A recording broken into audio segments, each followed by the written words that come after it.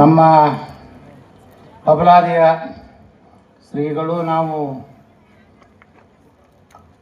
ಆಕಸ್ಮಿಕವಾಗಿ ಕೂಡಿದ್ದೀವಿ. ನಾನು MP ಇದ್ದಾಗ ಭಾಳ ಸಲ ಬಬಲಾದಿಗೆ ಹೋಗ್ತಿದ್ದೆ, ನನ್ನ ಕ್ಷೇತ್ರ ಇತ್ತು.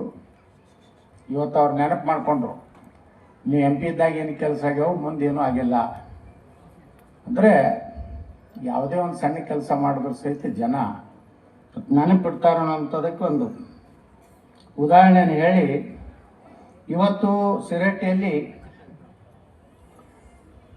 ನಮ್ಮ ವಿಠ್ಠಲ್ ರುಕ್ಮಿಣಿ ಪ್ರಾಣ ಪ್ರತಿಷ್ಠಾಪನೆ, ಮೂರ್ತಿ ಪ್ರಾಣ ಪ್ರತಿಷ್ಠಾಪನೆ ಕಳಸಾರೋಹಣ ಕಾರ್ಯಕ್ರಮ ಆಗಿದೆ.